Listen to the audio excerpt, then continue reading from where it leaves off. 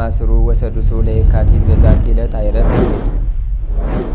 ቅዱስ ኤፍሬም መታሰቢያው ነው። በረከቱ ጋራት ነው። በዚችም ዕለት የጴጥሮስና የሶፊያ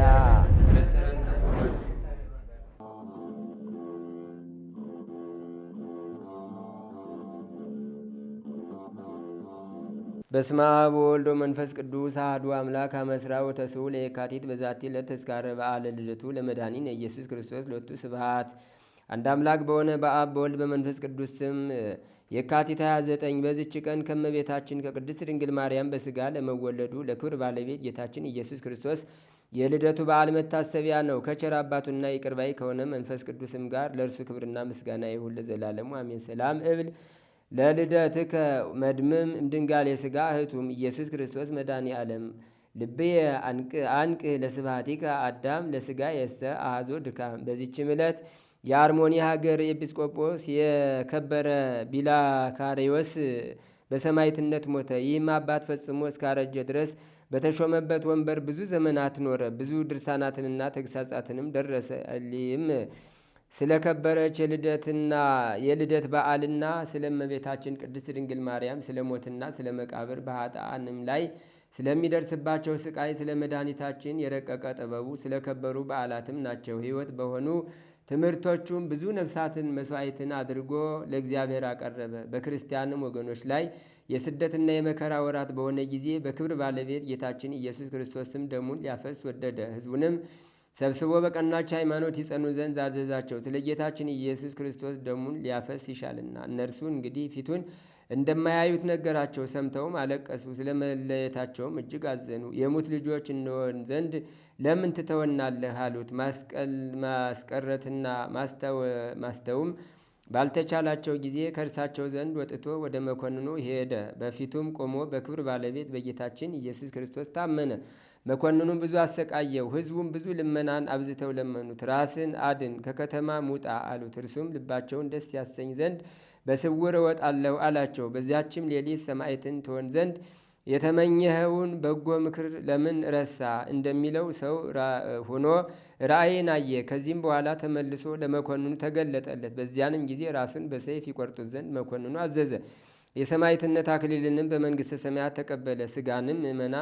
ስጋውንም ምእመናን አንስተው ወሰዱት። ለኤጲስቆጶሳትም እንደሚገባ ከአክብረው ገንዘው በመቃብር አኖሩት። ለእግዚአብሔርም ምስጋና ይሁን፣ እኛንም በጸሎቱ ይማረን፣ በረከቱም ከእኛ ጋር ትኑር ለዘላለሙ አሜን። ሰላም ለቢላክሪዎስ ሰማዕት ወካህን በእንተ ሲኦል ወሞት ነባቤ ድርሳን እንዘ ትበኪ ኪያከ ሀገረ አርሞን አጥባይከ በአውደ ስም አምሳለ ወሬዛ ሕፃን አድክሞተ ከኒ ይክህለ ርስአን። አንድ አምላክ በሆነ በአብ በወልድ በመንፈስ ቅዱስ ስም የካቲት 30 በዚች ዕለት የመጥምቁ ዮሐንስ የከበረች ራሱ ተገኘች። በዚችም ዕለት የከበረ የእስክንድርያ ሊቀ ጳጳስ አባ ሚናስ መታሰቢያው ነው። በረከቱም ከእኛ ጋር ትኑር ለዘላለሙ አሜን። ዛቅረብኩ ማሕሌተ አዘኪሬ አይላፈ ምንለተጸምዱ ከዘልፈ ለላ አነብብ ተወከፍ ዘንዴቴ መጽሐፈ እንተረሳይ ከግዚኦ ጸሪቀ መበለት ውኩፈ ምላቡ ላን ዘተርፈ ነቢያት ቅዱሳን ሐዋርያት ሰማክያን ሰማዕት ወጻድቃን ወመላእክት ትጉሃን ደናግል አዲ ወመነኮሳት ሄራን ባርኩ ጉባኤ ዛቲ መካን እስከ አረጋዊ ሊቅ ወንዑስ ሕፃን ለዘጸሐፎ በክርታስ ወለዛ ጻፎን ዘይደርስ ወለዛ አንበቦ ለዘ ተርጎሞ በልሳን ሐዲስ ወለዘ ሰማ ቃሎ በዝነ መንፈስ በጸሎተሙ ማርያም አራቂተ ኩሉም ባይ ስቡረ ይመሃረን ኢየሱስ ክርስቶስ። ተአምር ዘገብረ እግዚእነ ወአምላክነ ወመድኃኒነ ኢየሱስ ክርስቶስ ሳህሉ ወምህረቱ ይሃሉ ምስለ ኩልነ ህዝበ ክርስቲያን ለዓለም ዓለም አሜን። ይቅርታውና ቸርነቱ ለዘላለም በእውነት ለሁላችን ደረግልና ጌታችንና አምላካችን መድኃኒታችን ኢየሱስ ክርስቶስ ያደረገው ተአምር ይህ ነው። ቅዱሳን ንጹሐን የሆኑ 10 የመላእክት አለቆች አሉ። እነርሱም እጅግ አስፈሪ በሆነ በመለኮት የእሳት ዙፋን አካባቢ ይቆማሉ። ለሊህም የመላእክት አለቆች ሳጥናኤል የተባለ አንድ መልአክ የበላይ አለቃ ሆኖ ተሾመ። እርሱም በእግዚአብሔር ትእዛዝ የመላእክትን ሁሉ ምስጋና ወደ እግዚአብሔር የሚያሳርግ ነው። ይህም የተረገመ ፍጡር መሆኑን እያወቀ ክብሩ ከመላእክት ሁሉ በላይ መሆኑ በመንፈስ ቅዱስ ገናናነት ስለተገለጸለት ክብሬን ለሌላ አሳልፌ እንዴት እሰጣለሁ? ለምንስ አመሰግናለሁ? በማለት በልቡ አሰበ። ይህም ሰብሊያኖስ ከእርሱ ጋር ያሉትን መላእክት ፈጣሪ እንዳለን የምታስቡ ከሆነ እነሆ ዛሬ እግዚአብሔር በመለኮቱ ያልተፈጠረውን ሌላ የመላእክት ፍጥረት እፈጥራለሁ አላቸው። መላእክትም ይህንን ነገር በሰሙ ጊዜ ፈጽመው ታወኩ። ይልቁንም ይህ ሰብሊያኖስ በክህደቱ ስለገፋበት እስኪ ፈጣሪ አምላክ አለን የምትሉ ከሆነ ከዚህ ማዕረጌ ያዋርደኝ ከስልጣኔ የሚሻረኝ አላቸው። ዳግመኛም በዚህ በተናገረው ነገር መላእክት እጅግ ታወኩ፣ የቀደመው ክህደት ሳይበቃው የድፍረት ቃል ተናግሯልና።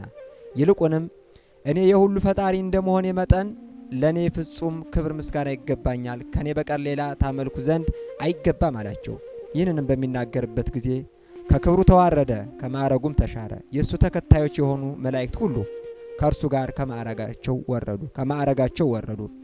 በዚያም ጊዜ መልአኩ ገብርኤል በየስርዓታችን እንቁም፣ እግዚአብሔርን በመፍራት በፍጹም እምነት በልቡና ንጽሕና በፍጹም ጸንተን እንቆይ በማለት በታላቅ ቃል አሰምቶ ተናገረ። ይህም የሰላም ንግግሩ ማኅበረ መላእክትን አረጋጋቸው። ቃሉን የሰማ ትእዛዙንም የተቀበለ በማዕረጉና በሥርዓቱ ጸንቶ ቆመ። የመልአኩ የገብርኤልን ቃልም አልሰማም ትእዛዙንም አልቀበልም ያለ ግን ከክብሩ ተዋረደ፣ ከዲያብሎስ ጋርም ወደቀ።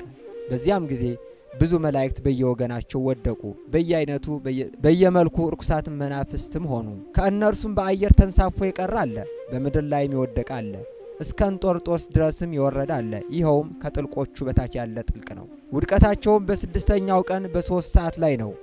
ዲያብሎስም ወደ ላይ ወደ ሰማይ እወጣለሁ፣ ዙፋኔም በእግዚአብሔር ከክብሩ ከከዋክብት ላይ እዘረጋለሁ፣ ከፍ ከፍ ላለሁ፣ ልዑልንም እመስለዋለሁ ብሎ በልቡናው አስቦ ነበር። ነገር ግን በድንገት ከማዕረጉ ተዋርዶ ወደ ጥልቅ የሆነ የጨለማ ጉድጓድ ተጣለ። ይቅርታውና ቸርነቱ ለዘላለም በሁላችን ደር ለዘላለሙ አሜን። ዮሴፍ ወንድሞቹ ይቀሩበት ነበር። አባቱ ይወደዋል። ምክንያቱም ከተወዳጇ ሴት ነው የተወለደው፣ ከራሄል ነው የተወለደው። በራሄል በኩል የበኩር ልጅ ነው። ያዕቆብ ተስፋ የሚያደርገው ዮሴፍን ነው። ህልም አልፎ ያያል። ወንድሞቹ ደግሞ በአባቱ ዘንድ ያገኘውን ሞገስ እያዩ ይቀሩበታል። ወገኖቼ ሞገስ ስታገኙ የማይቀናባችሁ የለም። ነገር ግን ቢቀኑባችሁም እንኳን በሰውነታችሁ ይቀናሉ እንጂ በሕይወታችሁ የመቅናት መብት የላቸው። ምክንያቱም ሕይወታችሁ የእግዚአብሔር ጥብቅ ነው። የማን ጥብቅ ነው? የማን ጥብቅ ነው? እናጠፋዋል ሊሉ ይችላሉ፣ እናጠፋታል ሊሉ ይችላሉ። የሚያለማም የሚያጠፋም እግዚአብሔር ብቻ ነው። የሚገልም የሚያድንም እግዚአብሔር ብቻ ነው። የሚያከብርም የሚያድህይም እግዚአብሔር ብቻ ነው። የሚጥልም የሚያነሳም እግዚአብሔር ብቻ ነው። ከዛ ውጭ ሰዎች መፎከሩ ሊያደርጉ አይችሉም። ምክንያቱም እግዚአብሔር ካልፈቀደላቸው አጋንንት እንኳን ስልጣን የላቸውም። ዮሴፍን ስለሚቀኑበት የእግዚአብሔር ፈቃድ ሆነና ምን ተደረገ ካላችሁኝ፣ ወንድሞቹ ራሱ ሊገሉት አሰቡ ይላል። ስንቅ ይዞላቸው ሄዶ እኮ ነው። አስቡት እንግዲህ የገብስ እሸትና የምስር ንፍሮ ቂጣውን ይዞላቸው ሄዶ እሱ ያመጣላቸውን ቂጣ ንፍሮውን እሸቱን እየቃሙ ምን አደረጉት ይላል? ወንድማቸውን ጉድጓድ ውስጥ አስገቡት። ከዛስ ነጋዴዎች ሲመጡ ደግሞ ጀቦል ባሪያ ብለው ሸጡት ይላል። ነገር ግን የዮሴፍ ሽያጭ በምን ምክንያት ነው ከተባለ በእግዚአብሔር ፈቃድ። ለምን? በእስራኤል ረሃብ እንደሚመጣ ስለሚያውቅ እስራኤላውያን ወደ ግብፅ ወርደው በዮሴፍ ምክንያት እንዲድኑ ሲል አስቀድሞ ዮሴፍን ወደ ግብፅ ላከው ይላል። ከዮሴፍ ጋር አብረህ ተሸጥክ ይለዋል ጊዮርጊስ ዘጋስጫ። እግዚአብሔርም ከማን ጋር ከማን ጋር? ዘምስለ ዮሴፍ ተሰይጠ ከመ ይስጥ ሲሳዮ ለሕዝብ። ከዮሴፍ ጋር አብሮ ተሸጠ ነው ያለው። ማንን? ወደ ግብፅ የወረደ ኢየሱስ ክርስቶስ መጀመሪያ ከዮሴፍ ጋር ወደ ግብፅ ወርዶ የጲጥፋራን ቤት ባርኮ ዮሴፍን ወዳጅ እንድታሰኘው እመቤታችን በዮሴፍ ጋር አሁን አብራ ዮሴፍን ስታስባርከው ነበር ይላል። አስባርከዋለች፣ አስወድደዋለች፣ ሞገስ ሆነዋለች። ዮሴፍ ወደ ጲጥፋራ ቤት ከገባ በኋላ የጲጥፋራ ቤት በዮሴፍ ምክንያት ተባረከ ይላል። ተባረከ። ጲጥፋራ ምን አደረገው? የቤቱ አዛዥ አደረገው ይላል። የጲጥፋራ ስልጣን ቀላል እንዳይመስላችሁ። በግብፅ በዛን ወቅት የእስር ቤቱ ኃላፊ ነበረ። የምኑ ኃላፊ ነበረ? የእስር ቤቱ ትልቅ ደረጃ ያለው ነው። ትልቅ ደረጃ ያለው ነው። በጀነራል ደረጃ ያለ ማድረግ ነው። አሁን ቢሆን ነው የዛ ኃላፊ ነበረ ይላል። በዚህን ጊዜ ዮሴፍ ጸባየ ቀና መልከ መልካም ስለነበረ ጸባዩን ከመልኩ ጋር እያየች ሲወጣ ደረቱን ሲገባ ባቱን እያየች የጲጥፋራ ሚስት በዝሙት ዝሙት ነደደችበት ይላል። ዕለት ዕለት እንዲህ ትለው ነበር ይላል። ማንም አያይም ከኔ ጋር እንዘሙት ትለው ነበር ይላል። ከማን ጋር እንዘሙት? አስቡ እንግዲህ ጀነራሉን ባሏን አስቀምጣ እሷ ከሰራተኛው ጋር መንፈስ እንዲህ ያደርጋል። የክፉ መንፈስ እንዲህ ያደርጋል። እንዘሙት ትለዋለች። ዮሴፍ ግን ምን ይላል? እሱ ለአንቺ የተፈጠረ ሰው ነው፣ አንቺ ለእኔ የተፈጠርሽ አይደለሽም። ለእኔ የተፈጠረችው እስክትመጣ ድረስ እጠብቃለሁ ይላል። ከዕለታት አንድ ቀን ዮሴፍ ግምጃ ቤቱ ገብቶ ዕቃውን እያዘገጃጀ በነበረበት ሰዓት፣ ብሩንም ወርቁንም እንዲሁ እያመቻቸ በነበረበት ሰዓት ድንገት ቤት ውስጥ ያሉት ሰራተኞች በሙሉ ሙልጭ ብለው ወጥተው እሷና ዮሴፍ ብቻ ቀርበዋል። አንተ ዳንዴ ባሪያ አሁን አግኝቻለሁ ብላ ዘላ አረፈችበት ይላል። አሁን ከኔ ጋራ ዝሙቱን ትሰራዋለህ ስትለው ዮሴፍ ምን እንዳለ ታውቃላችሁ? እንዲህ አይነቱን አጸያፊ ኃጢአት እንዴት በእግዚአብሔር ፊት እሰራዋለሁ አለ። በማን ፊት? በማን ፊት? በእግዚአብሔር ፊት ነው ያለው። እንዴት እንዲህ አይነቱን አጸያፊና አስቀያሚ ክፉ ኃጢአት በእግዚአብሔር ፊት እንዴት እሰራዋለሁ አለ። አላደርገውም አለ። እምቢ ካልክ ደፈረ ብዬ እጮሃለሁ፣ አስገድልሃለሁ አለችው። ኃጢአቱን ሰርቼ በሕይወት ከምኖር ኃጢአቱን ሳልሰራ ብሞት ይሻለኛል አላት። ወዲያውኑ ሲታገሉ በአሁኑ አነጋገር ጃኬቱን ጥሎላት ሸሽቶ ወጣ ይላል። ሰው ባሪያ ሲያስገባ መልከ ጥፉ ያስገባ። ይሄ መልከ ቀና ወይም ደግሞ መልከ መልካም ጸባይ ቀና ባሪያ አግብቶ ልጅ ፈርሻለኝ እኮ ብላ ተናገረች ይችላል። ሐሰተኛ የሐሰት አመፃ የሐሰተኛ አመፃ የዲያብሎስ የግብር ልጅ የእሱ ልጅ ናት አለች። ከዛ ግብፃውያን ፍርድ አያጓድሉም ነበርና አይ እሱ ቢሆን ኖሮ የታገለሽ የአንቺ ልብስ ነበር እሱ ላይ መገኘት ያለበት፣ የታገልሽው አንቺ ነሽ። ነገር ግን የሹሙ ሚስት አንቺ ከምታፊ ያልተሾመው ተራው ሰው እሱ ይፈር ብለው ወደ እስር ቤት ወስደው ማገዱላት ይላል። እሱ ይሰቃይ አንቺ ከምትሰቃይ፣ አንቺ የሹም ሚስት ነሽ ለምን ትሰቃያለሽ? እሱ ይሰቃይ ብለው ባልየው ሲመጣ እሱም ባልየውም ባያምንበትም እንኳን ወስደው እስር ቤት ወረወሩት ይላል። እግዚአብሔር ከዮሴፍ ጋር እስር ቤት አብሮ ገባ ይላል። ከማን ጋር? ከማን ጋር? ወገኖቼ እግዚአብሔር ከእናንተ ጋር ነው፣ አትፍሩ። እግዚአብሔር ከእኛ ጋር ነው፣ የሚያስፈራን ነገር የለም። እየሰማችሁ ነው? እግዚአብሔር ከማን ጋር ነው? ከእኛ ጋር ነው፣ የሚያስፈራን ነገር የለም። የሚሆነው ሁሉ የሚሆነው በእግዚአብሔር ፈቃድ ነው። እግዚአብሔር ነው ሁሉን የሚያደርግ። ወደ እስር ቤት ዮሴፍ ሲገባ እስር ቤቱ ተባረከ። የገባው ምግብ ይበረክት ይጣፍጥ ጀመረ። በእስር ቤቱ ያሉት ተናካሽና ተናዳፊ ተቆናጣጭ እንስሳት ራሱ ስርዓት ያዙ ይላል። እነ ቁንጫ እነ ተዋን እነ ቅማል አቅማል አገኙ። ማን? ጻድቁ ገብቷል ወደዛ ውስጥ። እዛ እስር ቤት ራሱ በኃላፊነት ተቀመጠ። ለምን? እግዚአብሔር ከሱ ጋር ነው። እንዴት ያለ ሹመት ያድራል። አሁን ይሄንን የዮሴፍን ታሪክ ልተርክላችሁ አልፈልግም። እዚህ ላይ ላቆመው። እዚህ ድረስ ይበቃችኋል። ምን ፈልጌ ነው? እባካችሁ እኩዮቻችሁ ወጣቶች እንዲህ እናድርግ ሲሏችሁ፣ በተለይ ወጣቶች እንዴ እናውቃለን እኮ በየትምህርት ቤቱ ድንግልናሽን ጠብቀሽ ለመኖር የምትፈልጊ እህት፣ ድንግልናህን ጠብቀሽ ለመኖር የምትፈልግ ወንድም እጨኬ የሚል ስም እንደሚወጣላችሁ እኮ እናውቃለን። ወይም እማሆይ አባሆይ የሚል ስም እንደሚወጣላችሁ እኮ እናውቃለን። እህቴ እማሆይ መባል ይሻልሻል ዝሙት ከምትሰሪ። ወንድሜ አባሆይ መባል ይሻላል ዝሙት ከምትሰራ። ምክንያቱም አንተ የተፈጠርከው ለአንዲት ቆንጆ እንጂ ለ30 ቆንጆ አይደለም። አንቺም የተፈጠርሽው ለአንድ ጎበዝ እንጂ ለ30 ጎበዝ አይደለም። ምዕመናን ራሳችንን እንጠብቅ። ሁለተኛዋ ሶስና ናት። ለሴቶች ሴቶቻችን ምክንያት የምትሆን ሶስና እንደው መምህራንን የሚሉ ረበናት ነው ስማቸው። የብሉይ ኪዳን ሰባኪዎች ናቸው። የብሉይ ኪዳን ሰባኪዎች፣ እኛ የሐዲስ ኪዳንም የብሉይ ኪዳንም ሰባኪዎች ነን። እነዛ ደግሞ የብሉይ ኪዳን ሰባኪዎች ናቸው። እነዚህ ሰባኪዎች ሶስና መልካም ጸባየ መልካም መልከ ቀና መልካም ጸባየ ቀናም ስለነበረች ያዩዋት ነበር ይላል። አንድ ቀን ልትታጠብ ገባች። ልትታጠብ ስትገባ ድንገት የሰውነቷን መታጠቢያ በአሁኑ አነጋገር ሳሙና ማለት ነው፣ ሽቱ ዘግባውን ጥላው መጣች ይላል። ከዛ ሰራተኞቿን በሩን በውስጥ በኩል ዝጉብኝና ሂዱ አምጡልኝ አለቻቸው። ሊያመጡ ሲሄዱ ሩጠው በሩ ላይ መጡና እንዲህ አሉ፣ ከእኛ ጋር ዝሙት ትሰሪያለሽ፣ ከእኛ ጋር ዝሙት ካልሰራሽ ግን ዝሙት አለ ብለን በድንጋይ እናስወግርሻለን አሏት። የምታምናቸው የሚመክሯት የሚያስተምሯት ታላላቆች ናቸው የምትላቸው የእግዚአብሔርን መንግሥት ያሳዩኛል ብላ ያመነቻቸው መምህራኑ ናቸው። እንዲህ አሏት። ወገኖቼ የጸኑትን መምህራን ተቀበሉ እንጂ የተዝረከረኩት ብዙዎች ናቸው። እየሰማችሁ ነው? የጸኑትን መምህራን ብቻ ተቀበሏቸው። የተዝረከረኩት በየመንገዱ እየሾለኩ የሚወድቁት ብዙ ናቸው። በየመንገዱ እየሾለኩ የሚወድቁ በገንዘብ ሱስ ሾልኮ የሚወድቅ፣ በዝሙት ሾልኮ የሚወድቅ፣ በምንፍቅና ሾልኮ የሚወድቅ፣ በጥንቁልና ሾልኮ የሚወድቅ፣ በጣም በዘረኝነት ሾልኮ የሚወድቅ በጣም ብዙ ነው። እናንተ ግን የጸኑትን ተመልከቱ። የወደቁት ምሳሌ ሊሆኑ አይችሉም። ለእኛ ጴጥሮስ እንጂ ይሁዳ ምሳሌ አይሆንም። እንዴት መምህራኑ አትበሉ። የተመረጡት ሊስቱ ይችላሉ። የተመረጡትን እስከ ማሳት ድረስ ኃይል አለው ሐሳዌ መሲሕ ተብሎ ነው የተነገረው በማቴዎስ 24። እንዴት የተመረጡት ሊስቱ ይችላሉ አትበሉ። ይስታሉ፣ ተፈትነው ሊወድቁ ይችላሉ። ነገር ግን የጸኑትን ተመልከቱ። የጸኑትን እማኝ አድርጉ። የጸኑትን ምልክት አድርጓቸው። ሶስናን የምታምናቸው እነዛ እንዘሙትሽ አሏት። የመንግሥተ ሰማያት አባቶች ናቸው ያለቻቸው እንዘሙትሽ አሏት። አላደርገውም እኔ ለአንድ ሰው ነው የተፈጠርኩት አለቻቸው። ይሄንን ካላደረግሽ እንግዳ ሰሯት።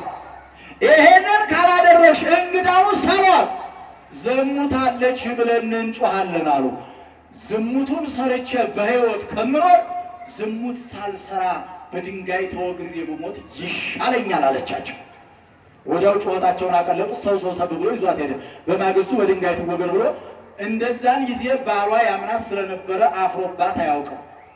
እንደዛን ጊዜ ቤተሰቦቿ ያምኗት ስለነበረ እንደዛን ጊዜ ቤተሰቦቿ አፍረውባት አያውቅም። እንደዛን ጊዜ ጎረቤቶቿ ያምኑባት ስለነበረ እንደዛን ጊዜ አፍረውባት አያውቁም።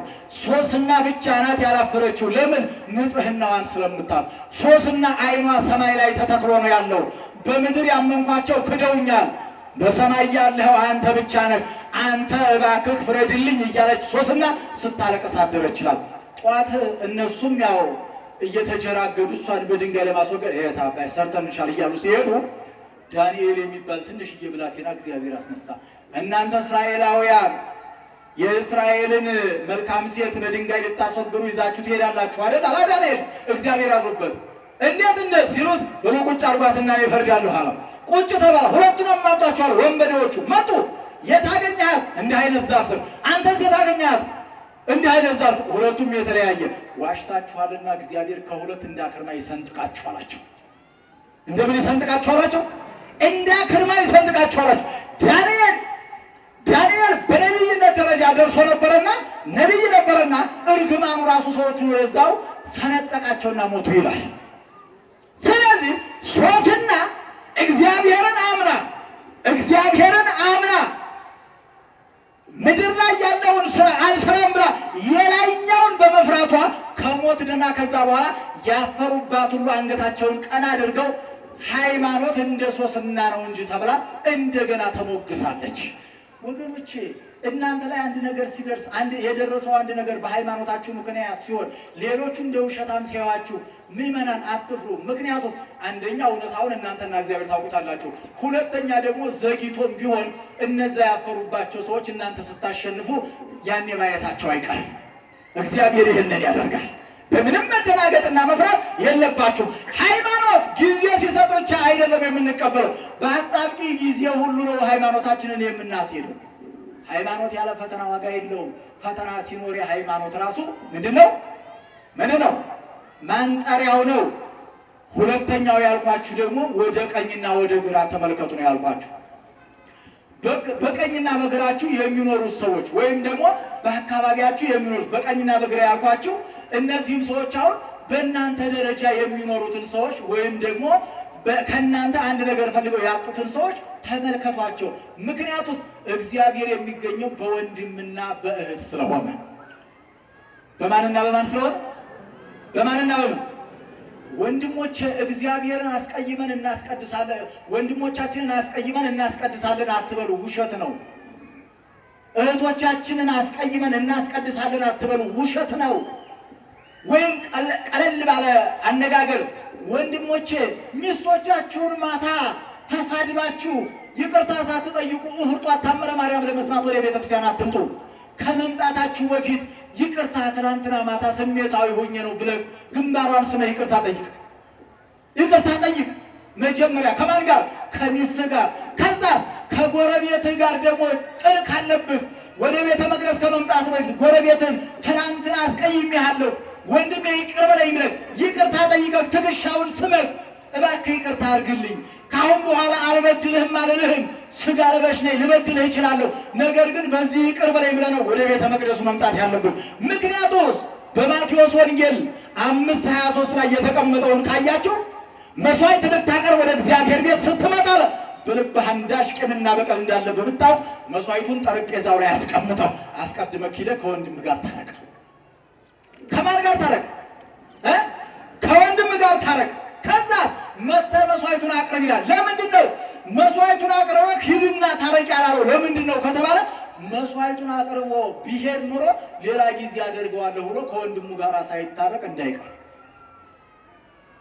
ወይም ደግሞ መስዋዕቱን ይዘው ሂድና መስዋዕቱን ሌላ ወንድምን ታርቀህ ተሰዋዋለህ ቢለው መስዋዕቱን ወደ ቤቱ ከመለሰ በኋላ በቃ ሌላ ጊዜ ወስጄ ሰዋዋለሁ ብሎ መስዋዕቱን እንዳይቀርበት።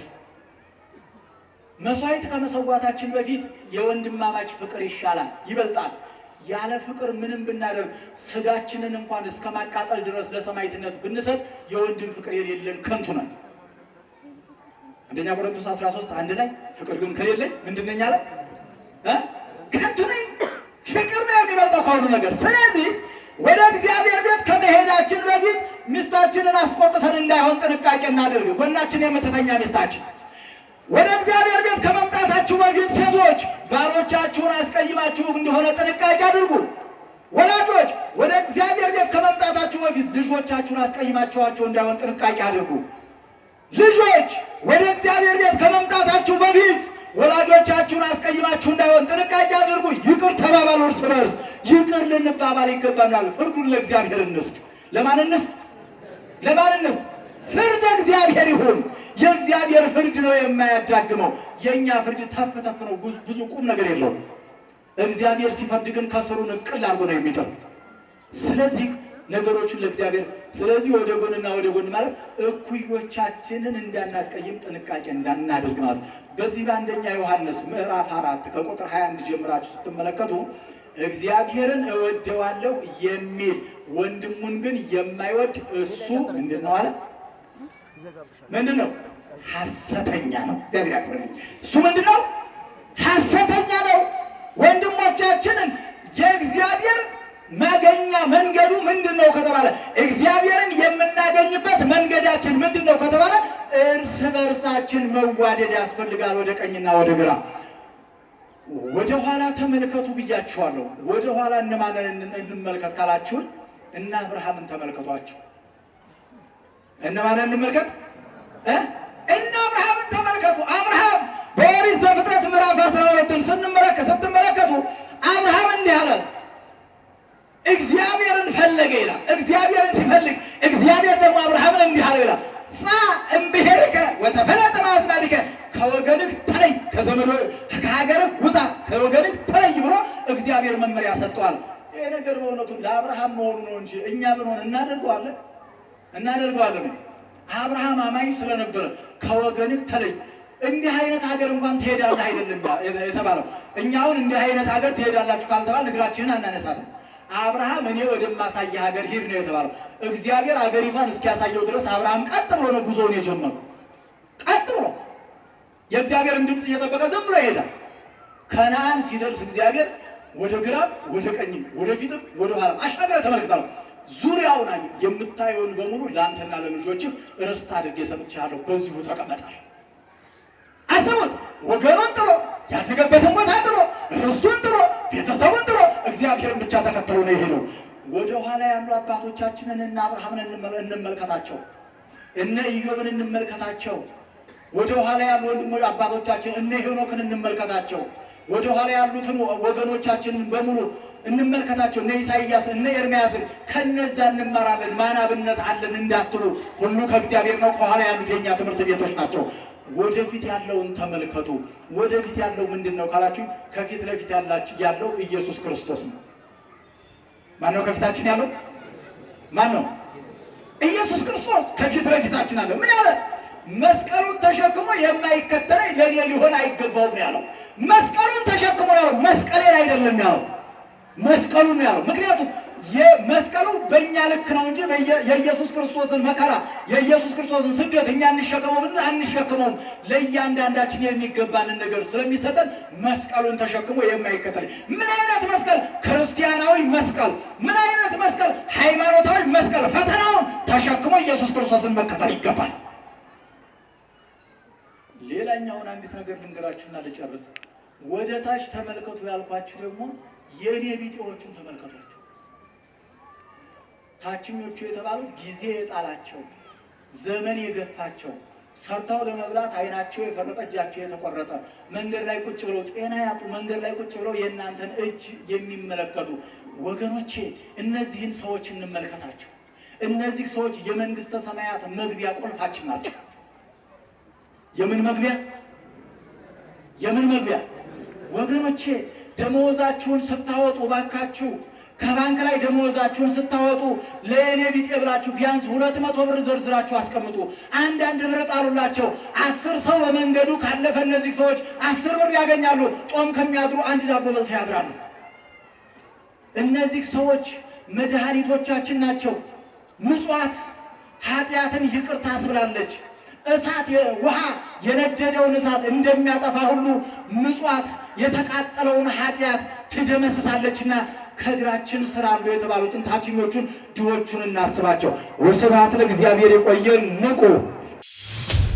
አምላካችን ኢየሱስ ክርስቶስ የሰማነውን በዝን ልቡናችን ይጻፍብን፣ ከቅዱሳን ረድኤት በረከት ያሳትፈን፣ ሰላም ቀን ያውለን፣ በዓሉን የበረከት በዓል ያድርግልን። አምላካችን ቅድስት ተዋሕዶ ሃይማኖታችን አስፋልን፣ ምእመናንን በሃይማኖት አበርታልን። የሰላም አምላክ ሰላምን ስጠን። ቀኑን ባርከ ቀድሰ በሰላም አውለን። አቡነ ዘበሰማያት ይትቀደስ ስምከ ትምጻእ መንግሥትከ ወይኩን ፈቃድከ በከመ በሰማይ ከማሁ በምድር ሲሳየነ ዘለለ ዕለትነ ሀበነ ዮም ወኅድግ ለነ አበሳነ ወጌጋየነ ከመ ንሕነኒ ንኅድግ ለዘአበሰ ለነ ኢታብአነ እግዚኦ ውስተ መንሱት አላ አድኅነነ ወባልሐነ እምኩሉ እኩይ እስመ ዚአከ ይእቲ መንግሥት ኃይል ወስብሐት ለዓለመ ዓለም። በሰላመ ቅዱስ ገብርኤል መልአክ ኦ እግዝእትየ ማርያም ሰላም ለኪ ድንግል በሕሊናኪ ወድንግል በሥጋኪ እመ እግዚአብሔር ጸባኦት ሰላም ለኪ ቡሩክት አንቲ እምአንስት ወቡሩክ ፍሬ ከርሥኪ ተፈሥሒ ፍሥሕት ኦ ምልዕተ ጸጋ እግዚአብሔር ምስሌኪ ሰአሊ ወጸልይ ምህረታ በፍቅር ወልኪ ኢየሱስ ክርስቶስ ከመ ይሥራይ ለነ ኃጣውኢነ ተማኅፀነ ብኪ ኦ ተወካፌ ንስሐ ወሰራይ ኃጢአት ኢየሱስ ክርስቶስ ስረይ ኃጢአትየ ወኃጢአተ ኩሉ ሕዝብ ከማይሠራ ኃጢአት እግዚአብሔር ይፍታ። ንቁ ሚዲያ ለተመልካቾቹ ከሚያደርሳቸው ዕለታዊ ሳምንታዊና ወርሃዊ ዝግጅቶች መካከል የየዕለቱን ስንክሳር ወርሃዊና ዓመታዊ የቅዱሳን ገላትና ድርሳናትን በኢትዮ ማህበር የዩቲዩብ ቻናል ያቀርባል። የየዕለቱን ስንክሳር ባሉበት ሆነው በማድመጥ እንዲሁም ወርሃዊና ዓመታዊ የቅዱሳንን ዜና ሕይወታቸውን በማድመጥ ከቅዱሳኑ በረከትና ረድኤት እንዲያገኙ ንቁ ሚዲያ የሁል ጊዜ ምኞቱ ነው። በየዕለቱ የሚለቀቁ ዜና ቅዱሳንን ላይክ፣ ሼርና ሰብስክራይብ በማድረግ አገልግሎቱን ይደግፉ። ንቁ ሚዲያ ርቱ የቤተ ክርስቲያን ልሳን